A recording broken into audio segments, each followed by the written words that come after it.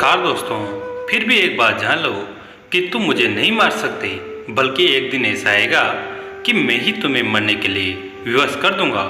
उसके ये बोल सुनकर राजा विक्रमादित्य सोचने लगे कि जिसने इस वेश में भी मुझे पहचान लिया, वह कोई छोटी मोटी हस्ती तो हो नहीं सकती। तो राजा थोड़े विनम्र होकर बोले, अब आपने मुझे पहचान नहीं लिया है तो कृपया आप बताइए कि आप वास्तव में कौन हो।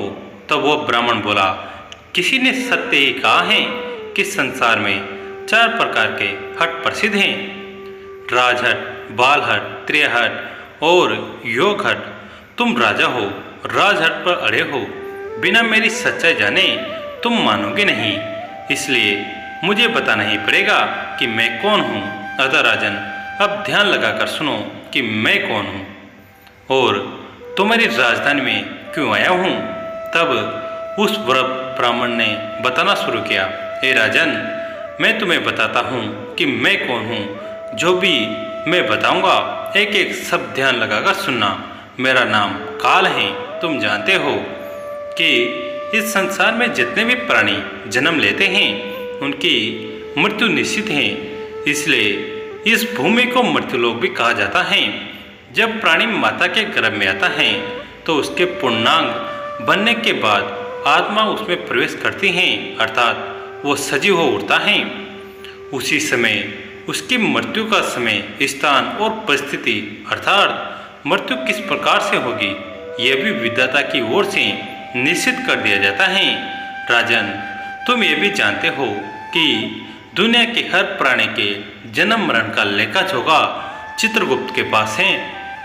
जब भी किसी प्राणी की मृत्यु का समय आ जाता है तो वह धर्मराज को सूचित करते हैं।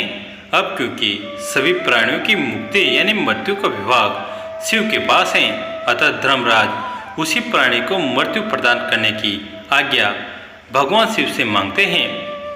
जब भगवान शिव आज्ञा दे देते हैं तो धर्मराज मुझे अर्थात काल को आज्ञा देते हैं।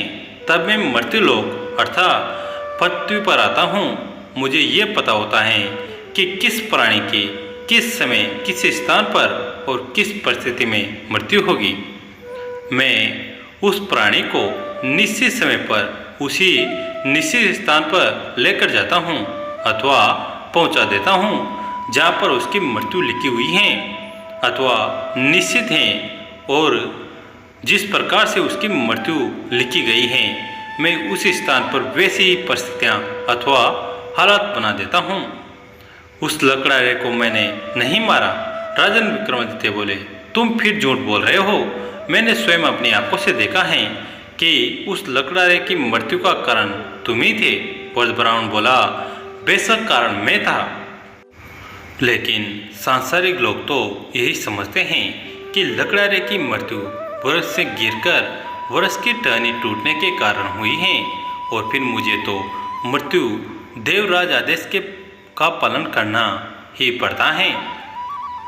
उसकी मृत्यु वृक्ष पर से गिरने के कारण लिखी गई थी, इसलिए मैंने रीछ बनकर वैसी ही परिस्थितियाँ वो हालात पैदा कर दिए। नहीं तो जरा सोचो, यदि असली रीछ होता तो क्या कभी पेड़ पर चढ़ पाता? कदापि नहीं, परंतु वह तो मैं था, और मेरे लिए तो कुछ भी असंभव नहीं है। अगर उन सिपाही भाइयों की बात करें तो उनको भी मैंने नहीं मारा। उनकी मृत्यु एक दूसरे के हाथों लिखी थी, अतः उनके लिए मुझे सुंदर लड़की बनना पड़ा।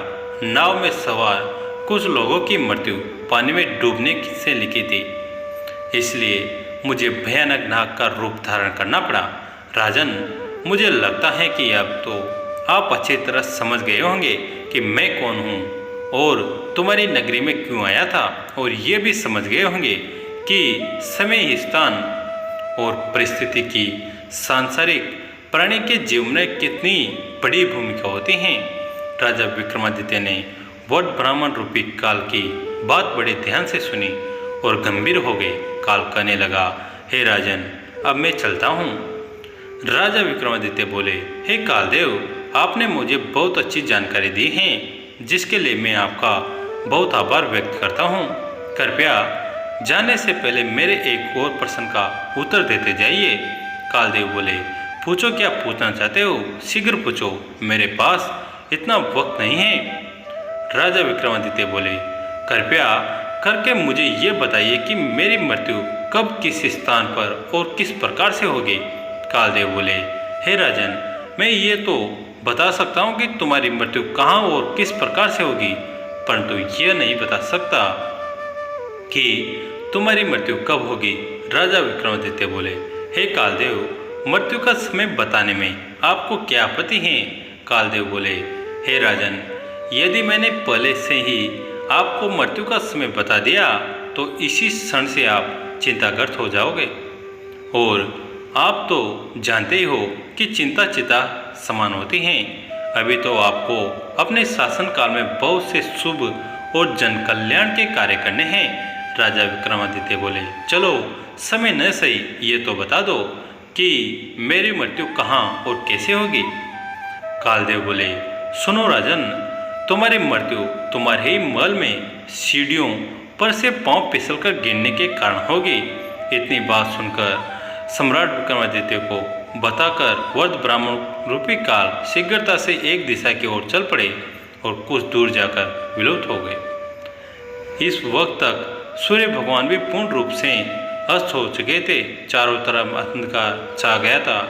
राजा विक्रमादित्य अब तक शारीरिक और मानसिक रूप से थक चुके थे, अतः मन में गहन सोच विचार लिए वे तेज कदमों से अपने महल की ओर प्रस्थान कर गए। और आगे चलकर सचमुच ऐसा ही हुआ। राजा विक्रमादित्य की मृत्यु अपने महल की सीढ़ियों से फिसलकर गिरने से हुई थी। इस कथन की पुष्टि इतिहासकारों ने भी की है। जय श्री गणेशाय नमः। दोस्तों, यह कहानी आपको कैसी लगी कमेंट करके ज़रूर बताएं। वीडियो को लाइक करें, चैनल को सब्सक्राइब करें, घंटी के बटन को दबाकर ऑल पर क्लिक करें। दोस्तों, इस कहानी को अपने दोस्तों के साथ, फैमिली के साथ शेयर जरूर करें। धन्यवाद।